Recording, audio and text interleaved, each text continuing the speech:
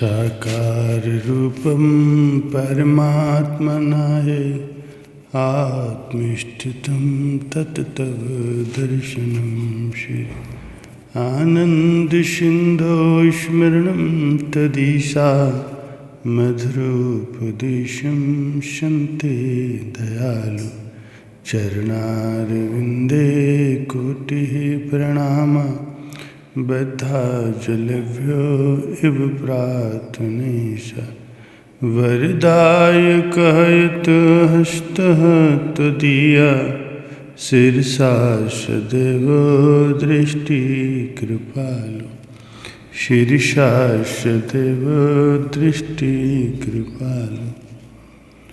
सौभाग्यशाली गुरुमुख सज्जन मंडली, इस संसार में जितने भी जीव जंतु हैं, जड़ चेतन स्थावर जंगम, सब की उत्पत्ति अंडज जेरज स्वेदज और उद्भुज इन चार खानों से ही हुई है, जिनको साधारणतः बोलचाल में चारों खाड़ी कहा जाता है। 184 जून में मानुष देह प्रधान बिना भजन भगवान के चली अकारथ जान। तो अंडज क्या हैं? ये अंडे से पैदा होने वाले जीव हैं। इनमें अधिकतर गणना नभचर अर्थात आकाश में रहने वाले जीवों की है, जैसे पक्षी परिंदे आदि। जेरज ये जेर से पैदा होते हैं, जैसे मनुष्य, पशु, चौपाए आदि। स्वेदज ये पसीने से उत्पन्न होने वाले जीव हैं, जैसे मक्खी, मच्छर, पिस्सू आदि। चौथे हैं उद्भुज, इनकी उत्पत्ति धरती से होती है। इसमें वृक्ष, पहाड़ और सब प्रकार की वनस्पतियाँ शामिल हैं। ये जड़ योनियाँ हैं। इन चारों खानियों से उत्पन्न होने वाले समस्त जीवों की शास्त्रकारों ने गिनती 84 लाख बताई है, अर्थात कुल 84 लाख योनियाँ हैं, जिनमें मनुष्य सबसे श्रेष्ठ है। संतों का कहना है कि संसार में मनुष्य का शरीर देवताओं से भी उत्तम है। इसमें कोई संदेह नहीं है, क्योंकि मनुष्य वास्तव में ही बहुत ऊंची पदवी का मालिक है।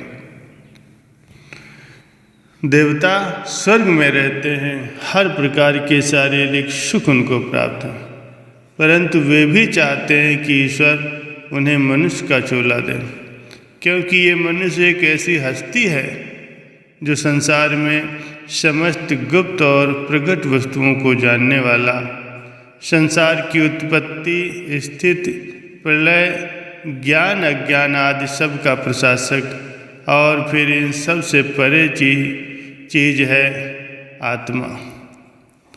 परंतु इसकी हकीकत का पता बिना संतों की संगत के नहीं मिल सकता।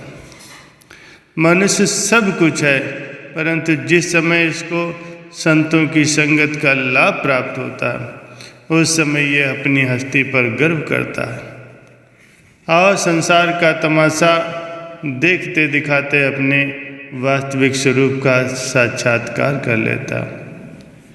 ये मानी हुई बात है कि मनुष्य इस समय अपने स्वरूप से भूला हुआ है। वो इस समय अधिक से अधिक यही समझता है कि पशुओं में बुद्धि नहीं है, और मनुष्य चूँकि सोच विचार और बुद्धि रखता है, इसलिए उससे अच्छा है और पशुओं के मुकाबले में ये अपने जीवन के लिए सुख के सामान प्राप्त कर सकता है। इसीलिए विशेष है, यह अपनी आवश्यकता के जो पदार्थ ये अपनी समझ से पैदा कर सकता है, वह पशुओं को प्राप्त नहीं है, इसलिए वो पशुओं से बढ़कर है। परंतु इन विचारों में एक भी विचार ठीक नहीं है, क्योंकि यदि मनुष्य को इन्हीं बातों पर गर्व है कि वो पशुओं से आराम और सुख की हालत में रह सकता है, इस कारण वो उनसे अच्छा है। तो उसका उत्तर यह है कि जिन जिन वस्तुओं को मनुष्य अपने लिए खुशी और आराम के ख्याल करता है, पशुओं को उनकी आवश्यकता ही नहीं। उनकी आवश्यकता का सामान प्रकृति ने उनको पहले ही दे रखा है। उन्हें न तो मेज कुर्सियों की आवश्यकता है, न गर्म और मुलायम गद्दों की आवश्यकता है, न ही उन्हें शीश महलों से कोई वास्ता है, क्योंकि जो आराम मनुष्य को नरम और मुलायम बिस्तरों में है, उनको रेत के टीलों पर सोते हुए उससे कम आराम नहीं मिलती। दूसरे ये कि जैसे बाल बच्चे मनुष्य के हैं, वैसे पशुओं के भी हैं। जैसे बच्चों के मोह प्यार मनुष्य करता है, वैसे वो भी करते हैं। जैसे पेट भरकर मनुष्य खा लेता है, वैसे वे भी खा लेते हैं। जैसे रात को मनुष्य नींद करता है, वे भी कर लेते हैं। जैसे काम, क्रोध, लोभ, मोह और अहंकार मनुष्य में है, वैसे ही उनमें भी है। जैसे हाड़, मांस, लहू आदि का शरीर मनुष्य का है, वैसे ही उनका भी है।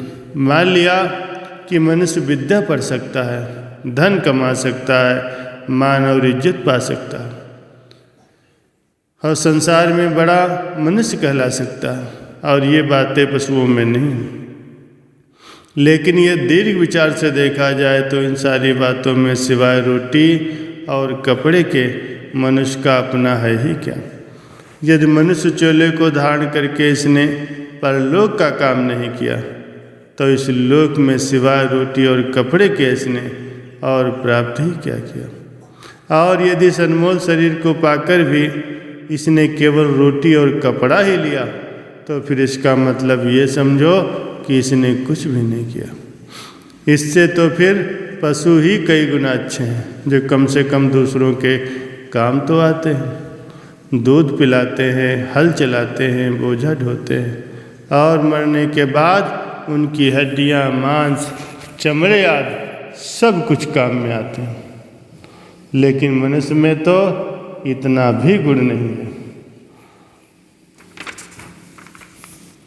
महापुरुष फरमाते हैं कि नर मरे नर काम न आवे, पशु मरे 10 काज सवारे।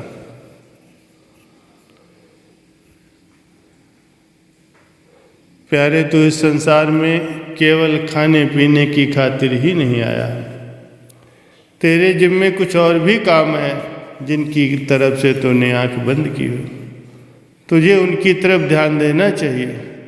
नहीं, वो दिन भी दूर नहीं है जब तू संसार से खाली हाथ चला जाएगा, और फिर जिन पदार्थों को लहू पसीना करके तूने एकत्र किया है, वे तुझसे बिछुड़ जाएंगे।